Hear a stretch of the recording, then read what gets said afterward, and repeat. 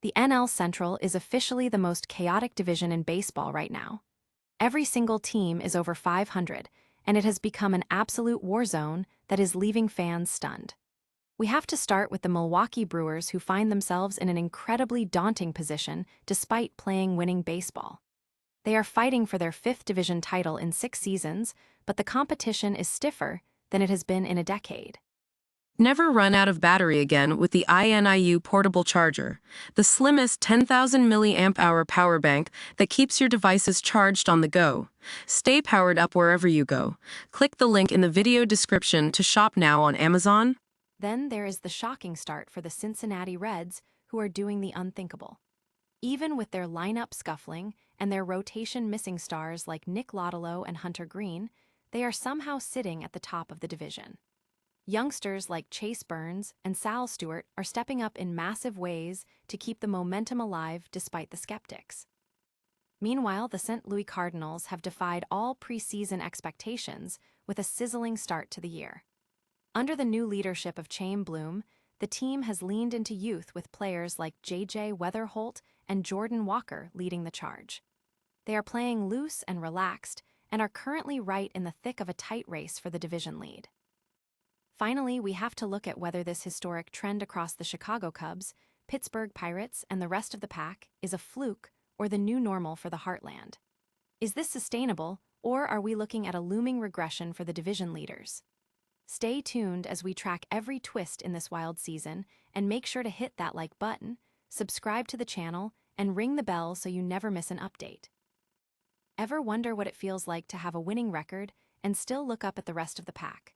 That is the current reality for the Milwaukee Brewers, who are sitting on a solid 12-9 start, yet find themselves playing catch-up in a National League Central that has suddenly turned into baseball's most brutal neighborhood.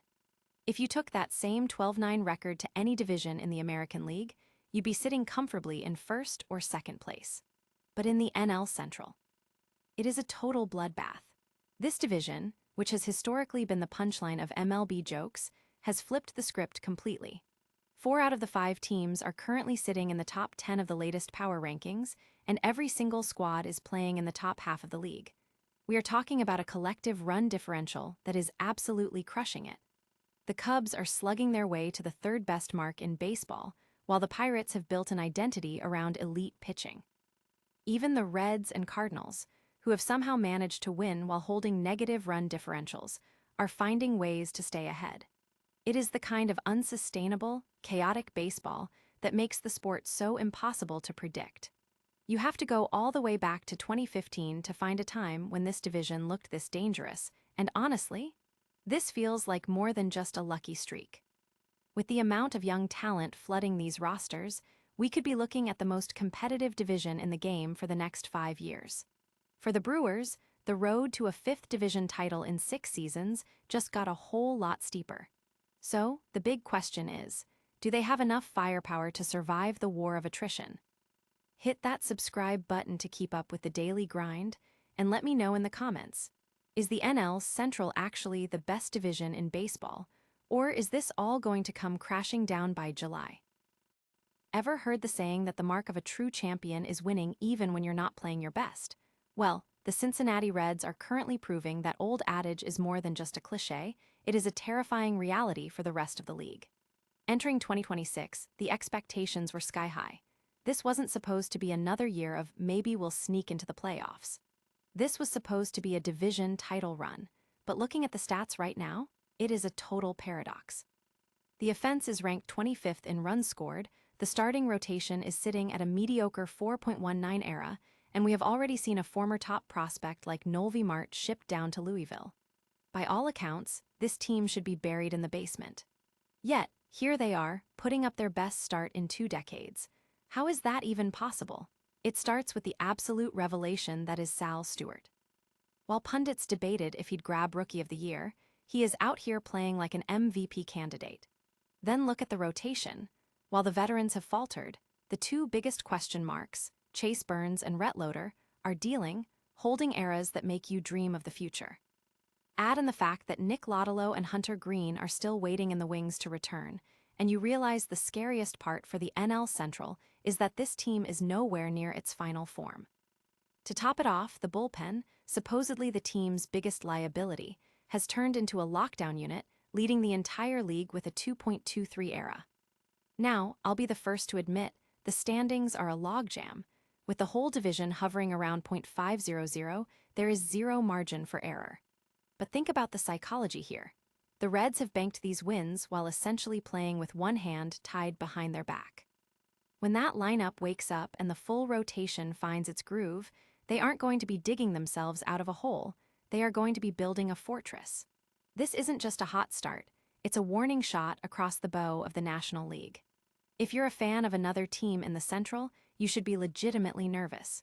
Do you think the Reds can keep this pace up once the rest of the division heats up? Let me know in the comments below, and don't forget to hit that subscribe button for more deep dives on the 2026 season. After all, if they are winning like this now, imagine what happens when they actually start playing their best baseball. Is the St. Louis Cardinals' hot start a genuine breakout or just a mirage? After missing the postseason since 2022, St. Louis is sitting at 13-8, breathing down the neck of the division leaders. Everyone wrote them off, especially after a massive front office shakeup where Chaim Bloom took the reins from John Mozeliak. When names like Nolan Arenado and Sonny Gray were traded away, the consensus was clear. This was a rebuilding year. But here's the twist. Letting go of the veterans has completely unlocked the youth movement. With guys like J.J. Weatherholt, Nolan Gorman, and Jordan Walker finally getting the keys to the kingdom, the team is playing with a loose, underdog energy that's honestly refreshing to watch. Bloom's philosophy is modern, it's bold, and it's clearly resonating in that clubhouse. The vibes are high, and for the first time in a while, the Cardinals feel like they're actually playing for the future rather than just clinging to the past. However, we have to keep our feet on the ground. The NL Central is currently an absolute bloodbath where every single team is above .500. While the Cardinals are fighting hard, the reality is that the Cubs, Brewers, and Reds possess deeper rosters that proved their worth in the 2026 postseason. On paper, those squads are better built for the grind of a 162-game season. So, can this young, hungry St. Louis team fend off the titans of their division all year long, or will the talent gap eventually catch up to them? I want to hear from you. Is this team a legitimate contender, or are they just overachieving early? Drop a comment below with your take, and don't forget to subscribe for more deep dives into the diamond. Sometimes, the most dangerous team in baseball is the one that has absolutely nothing to lose. Is the NL Central the most competitive division in baseball, or are we just witnessing the greatest statistical mirage of the 2026 season? If you looked at the standings heading into this week, you would see something truly bizarre. 5 teams, all with winning records, all hovering comfortably above .500. It is a logjam that defies logic. Just a month ago, we had the script written for us. The Brewers and Cubs were supposed to be locked in a bitter duel, the Reds and Pirates were aiming for scraps, and the Cardinals were supposed to be settling in for a long, painful rebuild. Instead, we have absolute chaos. Let's start with the heavy hitters. The Cubs and Brewers are dealing with a mounting injury list that would sink most franchises. Milwaukee is missing stars like Christian Yelich, while Chicago's bullpen has been decimated, yet they are still winning. That is what depth and competent organizations do. They find a way to stay afloat. But then you look at the Pirates, who finally decided to open the checkbook. Guys like Brandon Lowe and Ryan O'Hearn are playing like MVP candidates, and suddenly, that rotation looks like a legit threat. When you combine that with the raw talent of Wendell Cruz, you realize Pittsburgh isn't just happy to be here, they're hunting for a division title. And then we have the mysteries, the Cardinals and the Reds. St. Louis is winning, largely because Jordan Walker has finally arrived, transforming into the middle-of-the-order force everyone predicted. Meanwhile, the Reds are somehow leading the division despite owning the worst offense in all of Major League Baseball. Seriously, it's a statistical anomaly. But here is the reality check. Look past the wins, and the illusion starts to fade. If you dig into run differentials, this division looks a whole lot more human. The Cubs and Brewers are built to endure, but Cincinnati and St. Louis, they are officially on fraud watch. The Reds are winning one-run games at an unsustainable pace, and the Cardinals' pitching staff is statistically one of the worst in the league. You can only ride the wave of lucky wins for so long before the underlying numbers come knocking at your door. Are these teams actually elite, or are we just watching a bunch of teams get lucky at the same time? Let me know in the comments who you think is the real deal and who is about to collapse. Don't forget to like and subscribe for more deep dives into the 2026 season. At the end of the day, standings are temporary, but reality always catches up. The question is just how far these teams will fall when it does.